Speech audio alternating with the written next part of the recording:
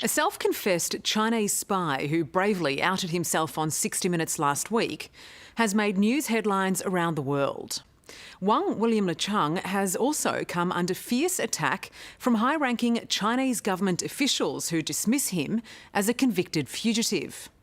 But the Australian government is taking the allegations aired in Nick Mackenzie's investigation very seriously. Wang William LeCheng is the first Chinese spy to ever publicly blow his cover in Australia. He's exposed secrets about China's interference operations around the world. But in exchange, he desperately wants Australia's protection.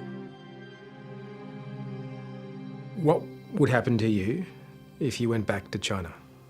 试想，一个间谍的背叛组织。 Imagine the consequence of a spy betraying the organization.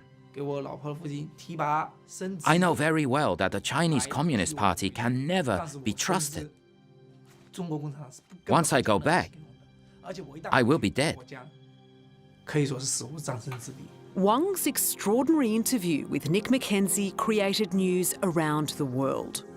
A self-confessed Chinese spy in Australia says that he's offered a trove of intelligence information. The allegations are shocking. As expected, his claims incensed the Chinese Communist Party, which accused Wang of being a convicted fraud and wanted fugitive.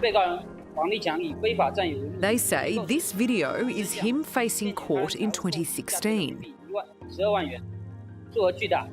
But Wang says that's a lie and it's not him. The Australian government's response to Wang's story has been revealing. These matters were already under investigation.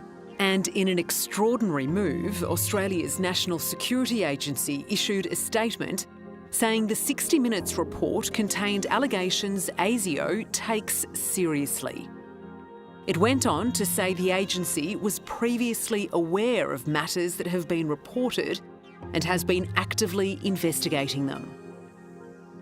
Well, the fact that ASIO has made a very rare statement today adds to the seriousness of these allegations. It seems Taiwanese authorities are taking Wang's allegations seriously too. Is it right what you're saying? Your job was to meddle in Taiwan's upcoming presidential election secretly for the Chinese government? 是的，因为我要 Yes, 改名改姓 that's why I needed to change my name and not use my true identity. 到达台湾。 Was your ultimate aim to make sure the current president of Taiwan was not elected? Yes, 我们对台的工作呢， Taiwan 最重要的工作 was the most important work of ours. 与 The infiltration into media, 的渗透 temples, 对 and 下的基 grassroots 层组织 organizations. 进行一个渗透工作。 This week, Taiwanese media reported police had detained the man Wang identified as his boss and a high-ranking military official for China. It's believed Xiang Xin and his wife were intercepted at the airport as they tried to leave Taiwan for Hong Kong. They were questioned on suspicion of violating the National Security Act. But in Australia, revelations of another alleged Chinese plot, a plan to infiltrate our federal parliament, caused a storm. It was surreal.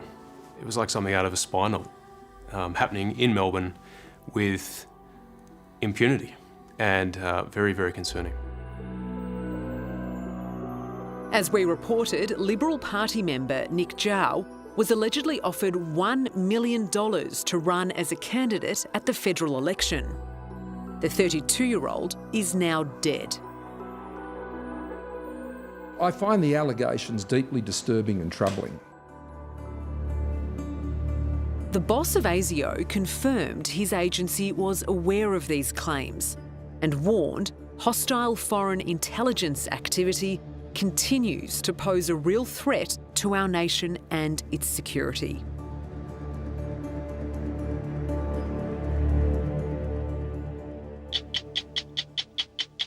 This is not the last we'll be hearing about attempted Chinese influence in Australian affairs. We'll We'll keep you up to date on developments, including how Wang Liqiang fares in his attempt to be given safe refuge here. Hello, I'm Sarah Arbo. Thanks for watching. To keep up with the latest from 60 Minutes Australia, make sure you subscribe to our channel. You can also download the 9Now app for full episodes and other exclusive 60 Minutes content.